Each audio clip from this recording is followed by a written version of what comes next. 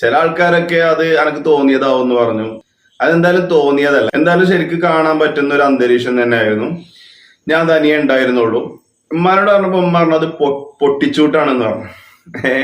അത് വേറൊരാൾ എന്നോട് പറഞ്ഞു പൊട്ടിച്ചൂട്ടാണ്. അത് ഈ പൊട്ടിച്ചൂട്ട് എന്ന് പറയുന്ന ഒരു പ്രേതാണ് എന്നാണ്, അല്ലെങ്കിൽ ഒരു ഒരു അദൃശ്യ ശക്തിയാണ് എന്നുള്ള ഒരു വിശ്വാസം. അങ്ങനെ നമുക്ക് അത് കാണാൻ പറ്റാത്ത എന്നാൽ തീ മാത്രമായിട്ട് കാണുന്ന അദൃശ്യ ശക്തിയാണെന്നാണ് ആളുകൾ വിശ്വസിക്കുന്നത്. ഹായ്, എല്ലാവർക്കും ഡാർക്ക് സോൺ എന്ന നമ്മുടെ പുതിയ ചാനലിലേക്ക് സ്വാഗതം.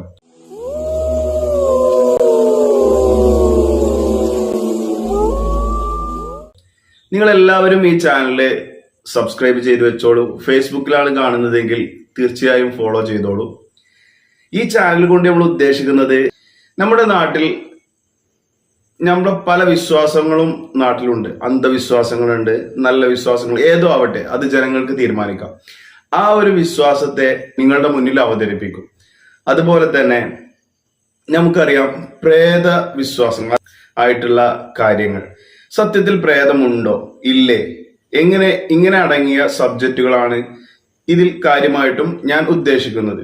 അതുപോലെ തന്നെ ഉപയോഗപ്രദമായ കാര്യങ്ങളും ഞാൻ ചർച്ച ചെയ്യാൻ ഉദ്ദേശിക്കുന്നു. അതുപോലെ തന്നെ നമ്മുടെ നാട്ടിൽ നിരന്തരം നടന്നുകൊണ്ടിരിക്കുന്ന അന്നാന്നത്തെ ട്രെൻഡിങ് സബ്ജക്റ്റുകൾ തീർച്ചയായും നമ്മൾ എന്റേതായ രീതിയിൽ ഞാൻ ഇതിൽ അവലോകനം ചെയ്യും. തീർച്ചയായും നിങ്ങൾക്ക് ഇത് ഉപയോഗപ്പെടും എന്ന് തന്നെയാണ് എൻ്റെ വിശ്വാസം. ഞാൻ എൻ്റെ ഒരു അനുഭവം തൊട്ട് തുടങ്ങാം. ഞാൻ എൻ്റെ ചെറുപ്പകാലത്ത്, അന്ന് ഞാൻ തറവാട്ടില് പായ്പിലാണ് താമസിക്കുന്നത്. വീട്ടില് കല്യാണമൊന്നും കഴിഞ്ഞിട്ടില്ല, ചെറിയ കുട്ടിയാണ്. ഏകദേശം എൻ്റെ ഒരു ഓർമ്മയില് ഞാനൊരു +1 ഒക്കെ ആണെന്ന് തോന്നുന്നു.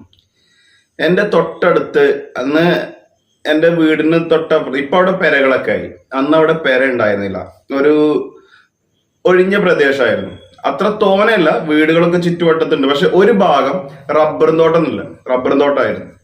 ഈ റബ്ബർ തോട്ടത്തില് അപ്പോ മൂത്രമൊഴിക്കാൻ വേണ്ടി പാട്ടയിൽ ലേശം വെള്ളമൊക്കെ എടുത്ത് ഞാൻ മൂത്രമൊഴിക്കാൻ വേണ്ടി ഒഴിഞ്ഞൊരു പ്രദേശത്തേക്ക് പോയപ്പോ, ഈ റബ്ബറിനോട് ചേർന്നുള്ള സ്ഥലത്തേക്ക് പോയപ്പോ യാദൃശികമായി ഒരു ഏകദേശം നമ്മളൊരു 2 മെഴുകുതിരി കത്തിച്ചാല് എത്രത്തോളം തീ ഉണ്ടാവും, ആ ഒരു ഉയരത്തിലൊരു തീ മാത്രം.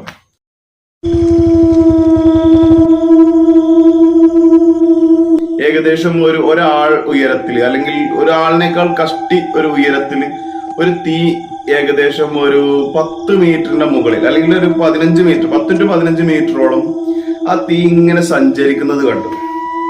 എന്താന്ന് എനിക്കറിയില്ല. പക്ഷെ ഞാൻ അന്നത്തെ ഒരു സാഹചര്യത്തില് സ്വാഭാവികമായിട്ടും ഏത് കുട്ടിയാണെങ്കിലും പേടിക്കും. പക്ഷെ ഞാൻ എന്റെ മനസ്സിനെ നിയന്ത്രിച്ചുകൊണ്ട് ഞാൻ അതിനെ പേടിച്ചതൊന്നുമില്ല. ഞാനത് നോക്കി നിന്ന് എന്താ സംഭവിക്കുന്നു. പക്ഷെ ആ തീ കുറച്ചങ്ങ് കഴിഞ്ഞിട്ട് ആ ഒരു 15 മീറ്ററോട് കൂടി അതുകൊണ്ട് ആ തീ കെട്ടുപോവുകയും ചെയ്തു. ഇത് നാച്ചുറലായിട്ട് ഞാൻ കണ്ടതാണ്, അതിരാവിലെയാണ്. ഇതെന്താ സംഭവം എന്ന് എനിക്കറിയില്ലായിരുന്നു. അങ്ങനെ ഞാൻ ഈ ഒരു വിഷയം ഞാൻ എൻ്റെ ഉമ്മാനോട് പറഞ്ഞു. അതേപോലെ നമ്മുടെ നാട്ടിൽ കുറച്ച് ആൾക്കാരോടൊക്കെ പറഞ്ഞപ്പോൾ അവര് പറഞ്ഞു, ചില ആൾക്കാരൊക്കെ അത് എനിക്ക് തോന്നിയതാവും എന്ന് പറഞ്ഞു.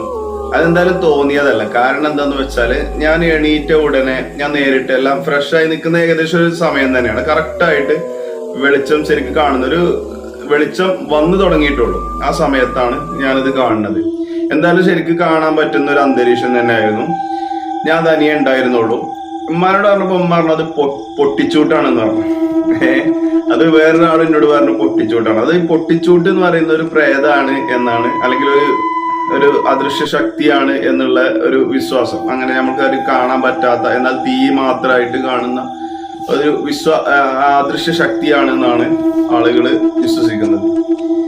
എന്തായാലും അതിങ്ങനെ കഴിഞ്ഞുപോയി. ഒരു ദിവസം പനി വന്നപ്പോ നമ്മളൊരു ഫാമിലി ഡോക്ടറെ കാണാൻ പോയി. ഡോക്ടർ എന്താന്ന് വെച്ചാല്, നമ്മള് ചെറുപ്പം മുതലേ നമ്മളെ പരിശോധിക്കുന്നത് ആ ഡോക്ടറാണ്. അപ്പോൾ ഡോക്ടറോട് എല്ലാ കാര്യങ്ങളും സംസാരിക്കുമായിരുന്നു. അപ്പൊ അന്ന് എന്റെ കയ്യുമേ നൂല് ഊതിക്കെട്ടിയ പനി വന്നത് കാരണം ഊതിക്കെട്ടിയ നൂലുണ്ടായിരുന്നു.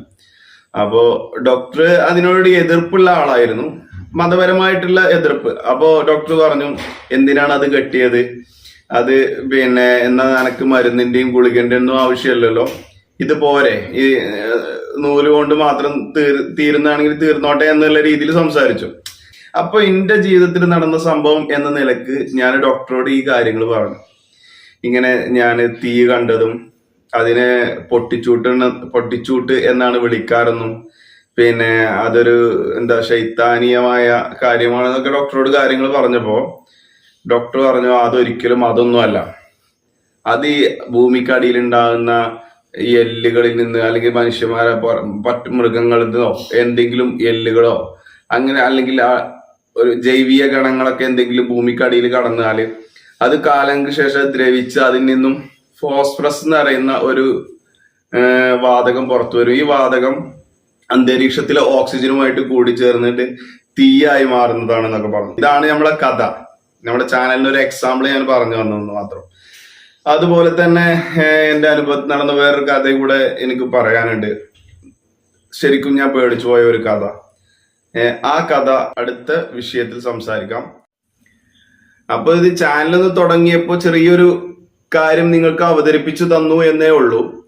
ഇതുപോലെയുള്ള കാര്യങ്ങൾ ജനങ്ങളിലേക്ക് നേരിട്ട് ഇറങ്ങിച്ചെന്ന് അവരുമായി കൂടിച്ചേർന്ന് അവരുമായുള്ള ഇന്റർവ്യൂകളൊക്കെ ഉൾക്കൊള്ളിച്ച് ഈ വീഡിയോ മുന്നോട്ട് പോകും.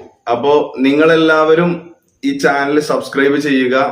ഫേസ്ബുക്കിലാണ് കാണുന്നതെങ്കിൽ ഫോളോ ചെയ്യുക.